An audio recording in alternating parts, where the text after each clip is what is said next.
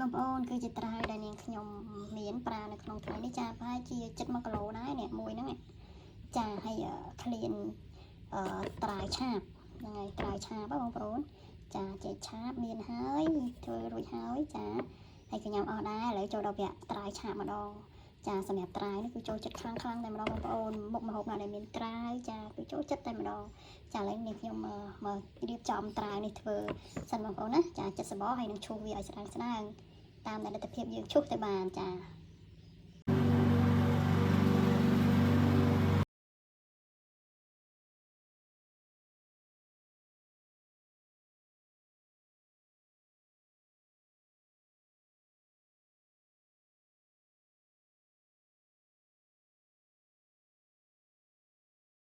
បងប្អូនត្រាវដែលខ្ញុំឈូសហើយចាស្ដើង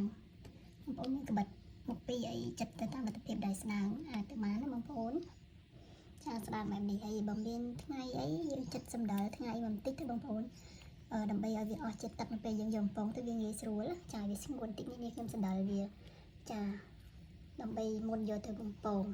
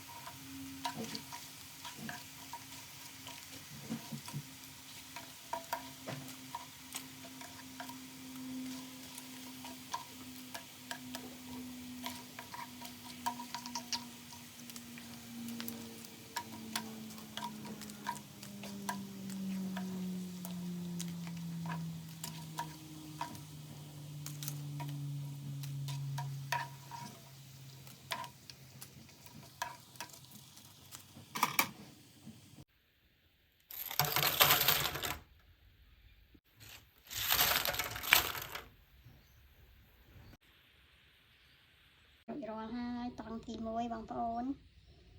ត្រាវបំពងយើងរួចរាល់ហើយសម្រាប់តង់ទី1ណាចាឲ្យនេះខ្ញុំយកទៅឆឹងស្ករតង់ទី2ជាកិច្ចបង្ហើយចាទុកឲ្យវាយើងត្រជាក់តិចសិនសូមជម្រាបបងប្អូនដែរថាត្រាវដែលនេះខ្ញុំបង្ហាញមុនហ្នឹងនាងខ្ញុំធ្វើតែមួយចំហៀងបងប្អូនដោយសារឃើញថាច្រើនពេកចឹងណាអត់ធ្វើទាំងអស់ទេធ្វើតែមួយចំហៀងនៃត្រាវបងប្អូនបានប៉ុណ្ណេះដែរមួយចំហៀងបងប្អូននេះគឺជាខ្ទះលើកទី2ចាដែលយើងឆឹងស្ករបងប្អូនចាទី1យើងបំពងហើយសម្រាប់គ្រឿងផ្សំហ្នឹងខ្ញុំប្រើស្ករចំនួន3ស្លាបព្រាបាយចាហើយនឹងអំបិលបន្តិចបងប្អូន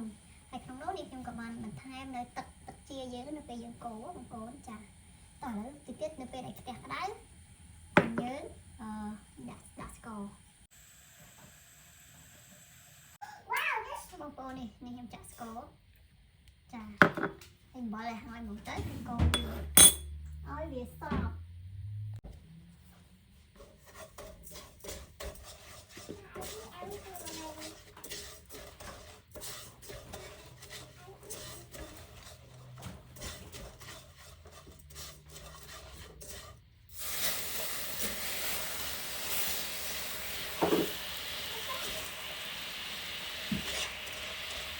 យើងដាក់មកល្មមបានណាបងប្អូនចាមកល្មមយើងទៅគ្រឿងផ្សំនេះ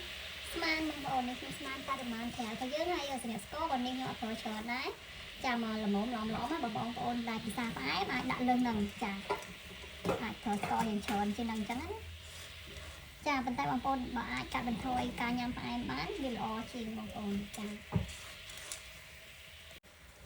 បងប្អូនហើយសម្រាប់ការកូរស្ករហ្នឹងគឺយើងកូរតតែវាឡើងខាប់បងប្អូនឡើងស្អិតវាប៉ុណ្ណេះអត់តនេះតតែយើងលើកមកអញ្ចឹងទឹកវាធ្លាក់រៀងយឺតអាហ្នឹងបានយើងយកជាការវាខាប់បងប្អូនពេលយើងដាក់ឆឹងទៅទើបវាឡើងក្រាមសល្អចាយើងប្រើភ្លើងតិចៗបងប្អូនចាកូរវារហូតអត់ឈប់ទេណាឈប់ទៅវាអាចខ្លោចបងប្អូនស្កររបស់យើងចិត្តបានទេណាបងប្អូនខាប់ហើយចិត្តខាប់ហើយបងប្អូននេះខ្ញុំដូចបងប្អូនមកឃើញវាឡើង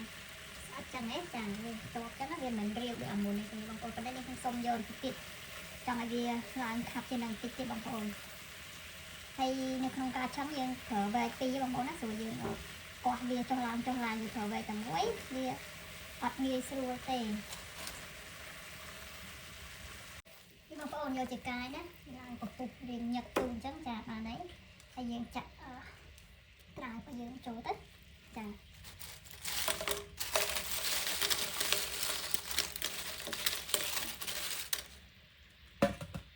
ខ្ញុំចាក់ចូលបន្តិចសិន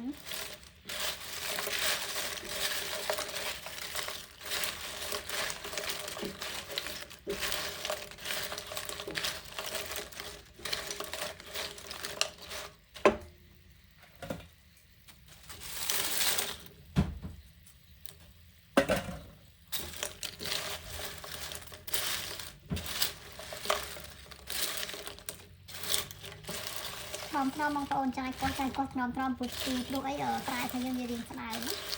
ចាអញ្ចឹងយើងធ្វើលក្ខណៈថ្នមអញ្ចឹងទៅ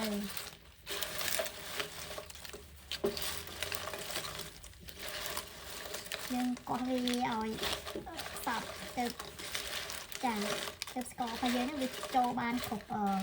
បន្ទះត្រាយរបស់យើងទាំងអស់បងប្អូនតែយើងធ្វើដោយលក្ខណៈថ្នមមែនតើតិចទៀតទៅស្កររបស់យើងនឹងឡើងក្រាម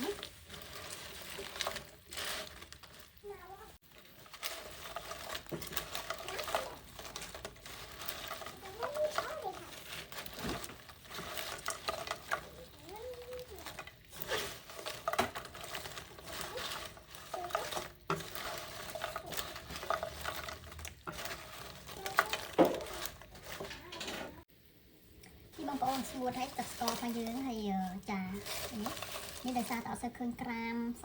ទេដោយសារតែនេះខ្ញុំប្រើស្ករអត់ច្រើនណាតែយើងប្រើស្ករច្រើនវាឃើញស្ករយើងជាប់ក្រាមសក្បោសតែម្ដងតែនេះដោយសារនេះខ្ញុំប្រើស្ករតិចចាបរិមាណស្ករវាតិចចឹងណាហើយឥឡូវស្កររបស់យើងវាស្ងួតអស់ហើយបងប្អូនស្ងួតវាជាប់ជាមួយនឹងត្រាវរបស់យើងអស់ហើយចាដល់នេះលទ្ធផលសម្រាប់បានរួចរាល់ហើយឆ្ងាញ់ណាស់បងប្អូនយើងអាច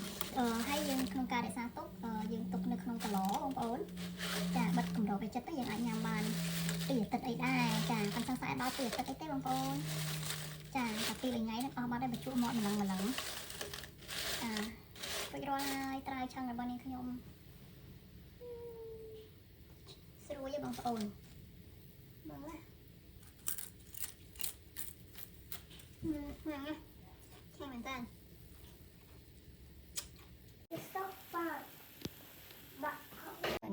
តែនរួចរាល់ហើយត្រាវឆាបរបស់យើងបងប្អូនចាគឺរួចរាល់ជាស្ថាពរយើងអាចញ៉ាំបានដោយមានទំនុកចិត្តចាធ្វើខ្លួនឯងញ៉ាំខ្លួនឯងចាបងប្អូនយើងធ្វើញ៉ាំខ្លួនឯងចឹងទៅបើសិនបើយើងមានពេលបើសិនបើយើងអត់មានពេលយើងអាចទិញគេចឹងទៅណាសម្រាប់បងប្អូននៅស្រុកខ្មែរចា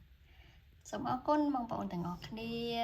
សម្រាប់ការចំណាយពេលវេលាតាមដានទស្សនាតាំងពីដើមរហូតដល់ចប់បងប្អូនចាសម្រាប់បងប្អូនដែលមិនទាន់ចុច Subscribe YouTube Channel របស់នេះខ្ញុំសូមកុំភ្លេចជួយចុច Subscribe ដើម្បីទទួលបានវីដេអូថ្មីជារៀងរាល់ថ្ងៃសូមអរគុណសូមជម្រាបលាជួបគ្នានៅវីដេអូក្រោយៗទៀតចាបងប្អូនកុំភ្លេចសាកធ្វើទាំងអស់គ្នាណាបាយបាយ